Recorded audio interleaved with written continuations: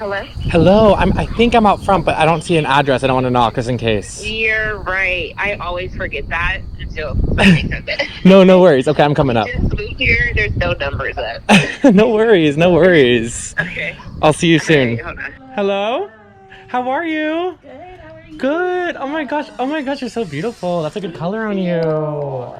Nice to meet you. Hi, SK, right? Yes. Nice to meet you. You don't mind if the cameras are on everybody? Okay. Hello. What's your name? My name is Donald Donald the Duck. Nice. I like it. You like the camera, huh? Yes. Wow. So cute. Thank you both for doing this. For sure. For inviting me to your new home. You know, as the queer community, I feel like a lot of us, myself included, have trouble finding true love and, you know, the next chapter in our lives of starting a family, and seeing your love is just so inspiring and beautiful. I've never known a love like this. So often we meet younger queer couples or single people who are like, I can't wait for that thing. Like, I'm gonna find mine and it's gonna be like that. And we were laughing yesterday, like, when we found it, it wasn't like this. Really? This wasn't even, No. I could not have thought that my life would look like this.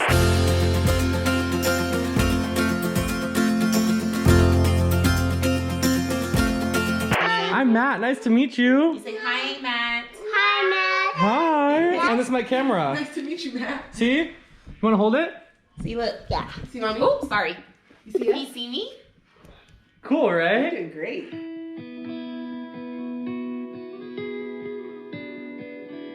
I literally was joining this church and getting so invigorated in like trying to find the right answers. I don't know what's right and what's wrong. I just need to figure out what is right. And I'm coming here and I'm going through the moves, and I'm like joining the church. I'm doing the things that you're saying that I should do so that I can figure it out. And I really like, you know, drank the Kool-Aid and moved back home and was like, I'm just gonna do this. I'm just gonna focus on this. I had belonged to this church, right? And she walks into the Bible study, and I'm just like, it was a very diverse group. And so this black girl comes in, and I'm just like on it. Like, I want a black friend. I'm all these things. And then she starts talking, and she's like, I used to like girls, but I don't anymore. And so I'm like, and we're dealing with the same fight. I'm trying to fight the gay way too right now. So I was like, let's do it together. We're gonna Imagine the logic. man.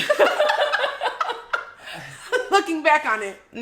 You know. So you both grew up very religious. Yes. We definitely grew up in the church. We didn't celebrate Halloween. If you wanted to get dressed, you had to be an angel. We were raised very, just in the church. There's a right way to be. You know, there's a wrong way to be. And as long as you're doing the right things, you know, it's gonna go great. And so I think that is kind of the land that we were on.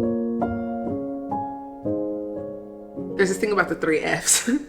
The person who feeds you or finances you, or obviously the other F's you. That's the person that's your priority, right? So when I was in college, my mom was paying my bill. I can't come out. I can't disrespect the person who is financing my lifestyle. My main goal was like for my parents to never have an F on me. As long as they're taking care of those things, I felt obligated to respect you. You know what I'm saying? So, and that's just the foreign way. I'm West African. You already having an opposition against your parents is complete and utter disrespect, let alone like standing in it and being like, this is who I am. You know, they're African. They're like, that's American shit. That's not real.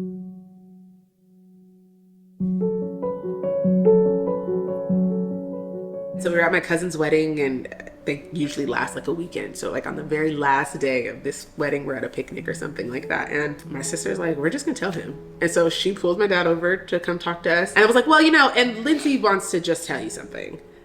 Just kind of like, he's like, what's the matter? I was like, I don't know. And so I couldn't really even say the words. So my sister's like, that she's gay. She wants to tell you that she's gay. And he said, what? And they walked away. The next day I was getting on a flight to go back home, and he texted me like, when you go, don't come back. Don't contact my family. Don't call your sisters. This isn't your family anymore. You may as well change your name. When you got that text from your dad, what were the feelings going through you? Did it feel like a sense of relief? Like, okay, now I can move on? Or what did it feel like for you? Yeah, when I got that text, I think I felt a little bit of both fear and just relief. There was like, whew. And then there was also like so many questions. What's my mom? You know, what is my mom going to say now? Does she know that this happened? Did he tell my sisters not to call me? You know, I know he told me not to call them, but like, they're not going to listen. So like my brain is kind of just reeling about all of the possibilities. But definitely relief. I could have made up a million different options in my head of what was actually going on, and then I decided to leave everyone alone for a little while. And I decided and said, like, or you could just live your life. Like, you can choose to take on this battle right now, or you could just let him feel his feelings and, you know, kind of step outside of that. Was there a part of you that felt shameful about who you love? Because if your family doesn't accept you, it's so hard to be strong enough to be like, you know, what I'm doing is fine. What I'm doing is right. And who I love is right, you know? In the beginning, absolutely. Of course, nothing yeah. but shame. That's why we fought it so much. Yeah. That's why when we did start talking beyond, you know, just friends, we would break up on Sundays after church. Like, we would go to church and be like, we can't do this. They, you know, all this stuff. And then she's gonna be like, but we love each other and our love is pure and God is love. And like, why do we have to We would fight this? So childish. It was a lot. It was devastating. It was a lot of confusion. A lot of is turmoil a shame. powerful tool. Mm-hmm. You know what I mean? Shame will get you to do a lot of things that you wouldn't normally do. I mean, that's every dynamic right across the board, from peer pressure to like bullying. It's just like, I don't want to be embarrassed. I don't feel that shame. Yeah. And it'll really encourage you to do a lot of things. I too had issues with my father, to whom I still do not speak with today. He has never met our littles. I was a daddy's girl, and he was funding college. He was funding graduate school. Any issue I had, I would turn to him. I kind of did a two-step with my family too, because I would say that I'm queer. If you had to like put a label on, I'd say I'm queer. Back then the label was bisexual. So, right, I would hold on to the fact that I still had attraction to guys. I still had a child, right? They were so happy that, oh, she got pregnant. She's dating this boy and he wants to marry her. So everything's fine. She's not gay. I would just be like, you know, I'm attracted to guys. I'm going to dismiss the attraction for girls. I'm going to keep my family together and stuff like that. Did the engagement with my son's father and everything like that, but just couldn't go through with the marriage portion of it. And then finally, once meeting her, it changed. And then finally I was like, I'm moving in with her.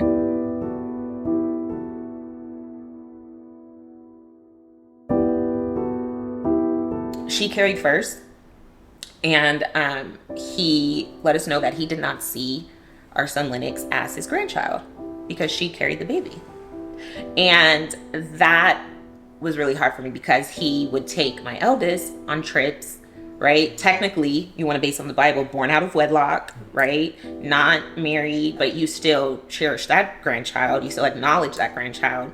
But now I am married in a loving and caring relationship, and this is my child who I did not carry, but you do not see him as your grandchild.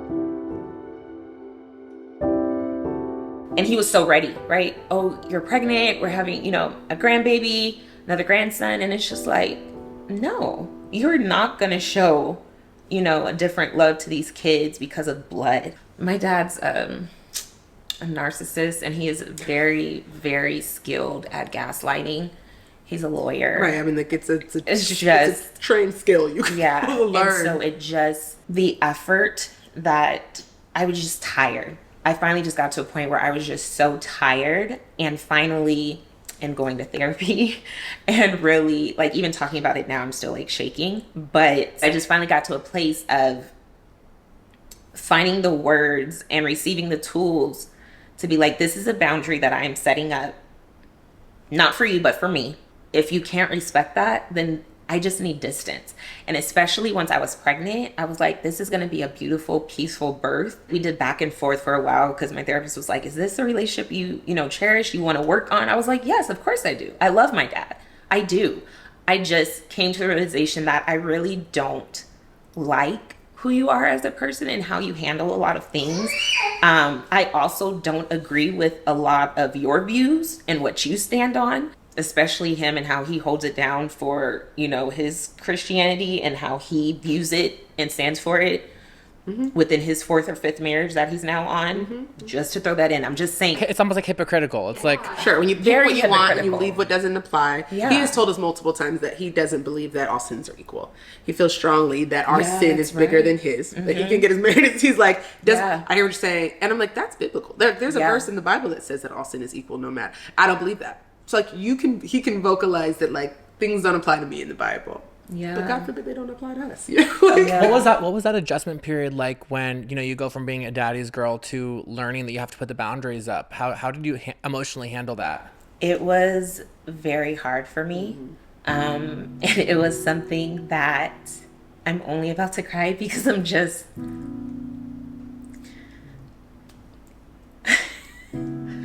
I'm grateful for her love and support because she did not force me to stop that relationship. She just let me work through it and go on that path, of dealing with that on my own instead of, I feel like maybe I would have had resentment towards her, maybe if it would have been like forced in that type of way or anything, but she just loved and supported me. My therapist had advised me to write a letter, right, to really like get it out. On the phone, it just never really worked. He's so quick to cut me off. I feel like I can never get my thoughts out. So I wrote a 3-page letter almost. He responded back with a letter, really tearing at each point that I gave him. And one of my biggest points is that his stepmom was one of the closest things to him, one of the closest people. And he moved us from LA to Sacramento to go be with her after his father died. And so my point was just like, she's not your blood, right? But that is still your mom. We call her grandma. This baby is not my blood, but that is my child. This is my child, and I need to do what's right, not just for my child, but for me and my wife as well. I had an urge to call him on his birthday earlier this year. I did. I feel like when it's sitting in my gut, like I just trust my gut with things. I called him, he said, it meant a lot to him and stuff like that. He texted me maybe a month ago. I don't even know that I told you that, but he texted me a month ago and was just like, when are the littles' birthdays? When are the babies' birthdays? Because obviously he don't know that we call them the littles. But he was like, when are the babies' birthdays? They're coming up, right? So I was like, yeah, this September 3rd and October 22nd. September 3rd came. It's not like he called or mailed or, or did anything. I don't know if it's just a personal knowledge. You want to have that knowledge? Here you go. If that makes you feel good, then, it's no sweat off my back. Are you wanting an apology? Like, what would you want? So that was actually a question because she would be like, as you keep going through this, what are you trying to get from him, right? An apology's never gonna come. I know my father. You would have to think you were wrong, or you would have to at least see the other side to have and he's putting a lot of effort into not seeing it. I want peace, right? And I just have come to realize that I just can't have that with him. There is love, but what I have come to know as I age and live life, whether it's in a romantic relationship, whether it's in a familial relationship, you need so much more than love. People would say, life's too short. Your dad's gonna die soon. You need to hold on to that. And I'm just like, you're right, life is short. So why do I have to deal with and be so unsettled and deal with that, I don't know, everything that comes with him, instead of living in peace and love and just pouring into my family the way it needs to. Are you holding out hope that, you and your dad make amends and that he becomes part of the picture again? I wouldn't mind that. I no longer hold my breath hoping for that, though. I have finally come to a place of where I am okay where things are, and if I get a phone call that he died, like, I absolutely would feel sadness. I love my dad, but I don't feel like I'd be like, oh no, I should have done this. I should have let him in. I should have, no. Has he seen your videos, or as any of your, I think it hits him. I don't know that he's intentionally gone out of his way, but I do know that people go out of their fucking way. Out of their way to send them things. I would have thought almost like sending him the videos could have made him have a change of heart, because it's your love radiates through that screen. I just don't know how a father could not see his daughter and be like, wow, I'm so happy that's a beautiful family. Yeah, I feel you. Yeah. I don't know. Yeah, I don't know. Mm-mm. I don't know. When did things take a turn and your dad start accepting you and being part of the family again? When did that happen? Babies. Easy answer. Kids. Parents feel entitled to their offspring. They do. There's something that tune switched. I can't even call it anything else. Once my sisters told my mom I was pregnant, they were like, we want to come for brunch. We wanted to see you and MyLin, and we wanted to talk about all of the things. So we've been dating. We've gotten married. and now I'm there's a pregnant. baby, This is and weird. now they want to come into the And I want to be picture. very clear, when my dad broke up with me, I wasn't even dating her. So years have passed. Yeah. Years. So you had your whole relationship, the wedding, everything, and your dad was not part of that at all. I often sit in my head and I'm like, would my parents have acted differently if I wasn't pregnant first? Like, What if I was the one to carry first, right? So then, of course, my dad would be present and supporting and Yeah. wouldn't think anything of it. But would your parents who you hadn't talked to in years be like, oh, We need to come you're married down and and- having a and- baby yeah. now?